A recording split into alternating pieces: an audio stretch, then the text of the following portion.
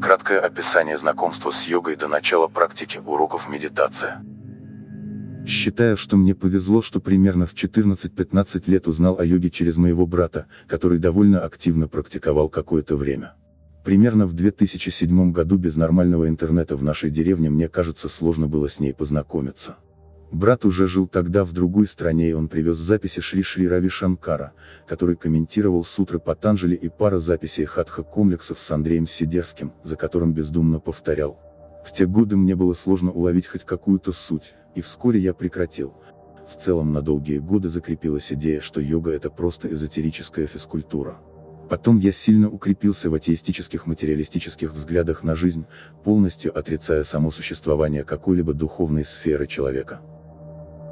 Но в 2018 году под определенными обстоятельствами интерес к йоге вернулся через знакомство с буддизмом.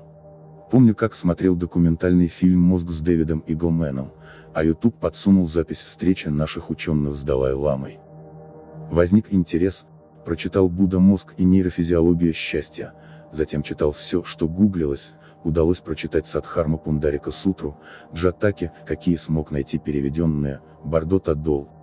Пытался читать Абхидхарму Кошу, но не осилил, слишком слабый ум для такого философского труда, а еще 100 тысяч песен Миларепа и Бхагавад-гиту.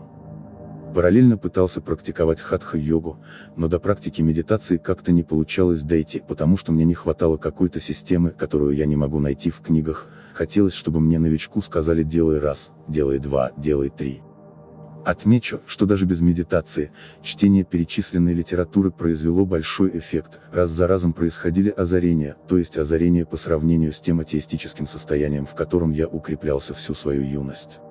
Помимо озарений стали пониматься какие-то вещи и терминология, на йогу перестал смотреть как на эзотерическую магию, а все стало логично и системно, не без мистики, конечно, но все довольно конкретно. Начало практики уроки медитации. По рекомендации YouTube начал смотреть уроки медитации. Зашло довольно быстро. Дада хорошо говорит, красноречиво, не вижу противоречий, все про йогу. Тут тебе и яма не яма, асаны, философия, санскрит и мощное вдохновение на занятия медитацией, и даже есть курс, как раз то, что я хотел. Наступил карантин, подумал, что не время откладывать, надо делать. Смотрю, делаю, анализирую. Вроде элементы пратихары есть и элементы дхараны. Может, и дхьяну получится почувствовать. Правда, мантра какая-то необычная, Баба Намки Валам, но Садананда говорит, что это высшее сознание, это все, что есть, или любовь — это все, что есть. Ладно, буду делать, как сказал учитель, суть мантры мне нравится. Так я медитировал 2020-2021 год плюс хатха-йога. В 2022 году на фоне войны и других личных обстоятельств решил, что мне нужно пытаться найти единомышленников и желательно наставника. В голове был вариант пойти в Датсан, но решил обратиться в Ананда Маргу, так как не увидел смысла прыгать из практики в практику. Уроки медитации и Садананда вызывали доверие. Приход в Ананда Маргу за личным уроком. Немного забегая вперед, скажу, что отторжение, которое возникло после инициации, вынудило меня искать информацию об Анандамурте и привело к ролику Романа Жаркова, а также каналу на YouTube с приватными видео Ананда Марги и в группу «Черный юнит». Одна из самых мощных справедливых претензий, что уроки медитации не говорит о связи с Ананда Маргой и Анандамурти. Отмечу, что сразу как начал практиковать в 2020 году, мне удалось разгуглить, что уроки медитации — это проект от Ананда Марги, что есть Анандамурти, а сами 6 личных уроков называются уроки медитации. Еще в одном видео уроки медитации я точно слышал о принадлежности к Ананда Марге. Это не вызвало никаких противоречий, потому что в целом было понимание, что есть учителя со своими подходами, которые интерпретируют писания и практики и доносят их до простых людей. Главное, чтобы йога оставалась йогой. Но при этом, занимаясь с 2020 года с базовой техникой Баба Намки Валам, я вообще не понял, что Баба — это Анандамурти. Это я понял только на инициации, и в этот момент для меня начал сильно меняться контекст.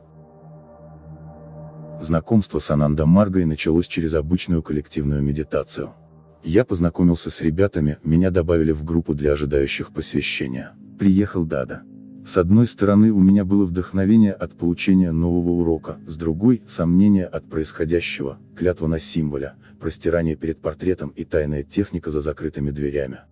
Клятву и простирание я смог объяснить себе тем, что это какая-то формальность, в целом в простирании нет ничего стрёмного. Тайную практику объяснил тем, что вот бывают эзотерические практики, как линия нашептывания карма кагю.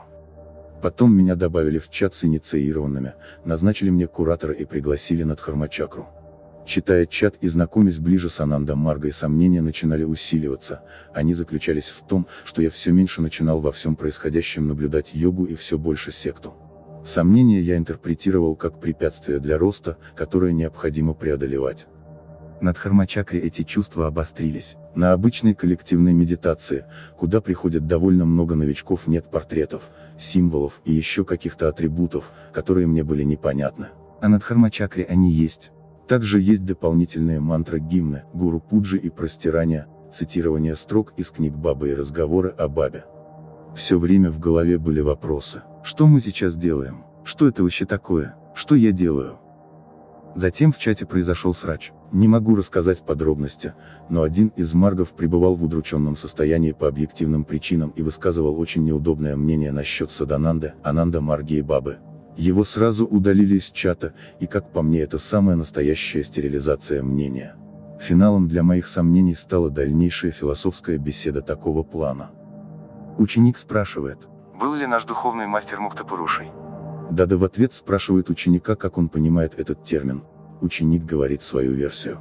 Далее Дада отвечает: Мукта – освобожденный, Пуруша – сознание, по логике это освобожденное сознание. Шри Анандамурти являлся таким.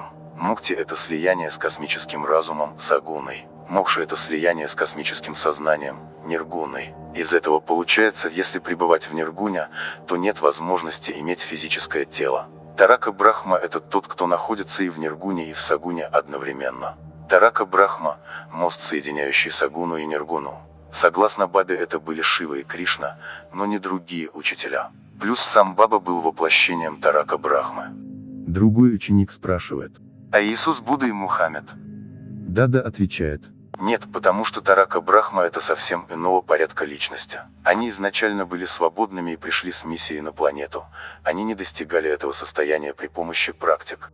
Они могли вовсе ее не делать, но делали лишь для того, чтобы показать пример другим. В Бхагавад-гите Кришна говорит: когда на Земле происходит упадок, я создаю свое тело из 5 фундаментальных факторов, чтобы восстановить дхарму. Так было с Шивой и Бабой. Иисус и Будда не были такими.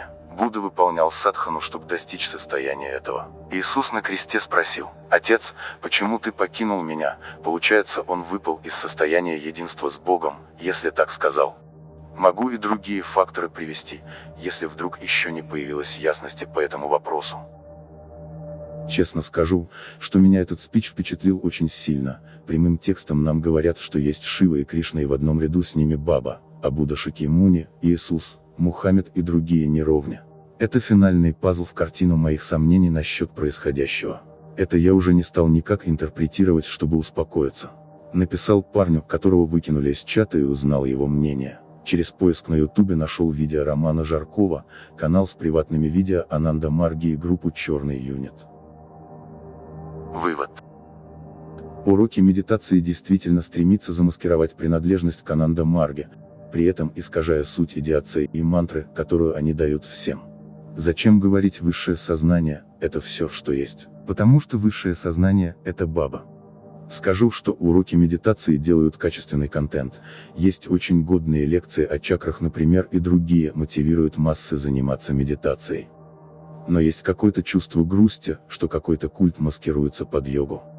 Я все равно благодарен уроке медитации, что базовый урок дал мне вкус к практике и заложил дисциплину, но продолжать практиковать Баба Намкивалам и первый урок не вижу смысла. Найду другие практики. Отмечу, что почти ничего не знаю о Шри Анандамурти, не читал его труды, не слушал Прабхат Самгиты, считаю, что это не имеет никакого смысла, потому что весь контакт с практикой возможен через дат, которым у меня нет теперь никаких причин доверять. Также меня немного удивило, что нагуглить про Бабу получается не очень много информации и видео. Все, что видел, это непосредственно продукт Ананда Марги. Странно как-то получается, что про сущность уровня Шивы и Кришны мало материалов. Поправьте, если не прав на этот счет. Очень хотелось бы узнать у опытных практиков Ананда Марги, у которых больше одного урока, что послужило для вас причиной ухода из Ананда Марги. Какие у вас ощущения от практик Ананда Марги? Дала ли практика то, для чего вы пришли к йоге? Были ли спецэффекты? Есть ли вообще сила в этих практиках, чтобы они были такими эзотеричными? Лично у меня никогда не было спецэффектов, в целом никогда к ним не стремился и не ожидал от медитации чего-то. Базовый урок дал ощущение пустотности ума, что ли, ощущение и понимание, что мысли как волны в океане возникают, идут и исчезают там же, откуда появились, что все процессы ума как кино, которое я просто смотрю, а страдания в жизни из-за сопротивления этим процессам, лучше стал ладить с собой и окружающими. Какие практики вы стали делать после Ананда Марги? Спасибо, что дослушали это. Опубликуйте, пожалуйста, анонимно.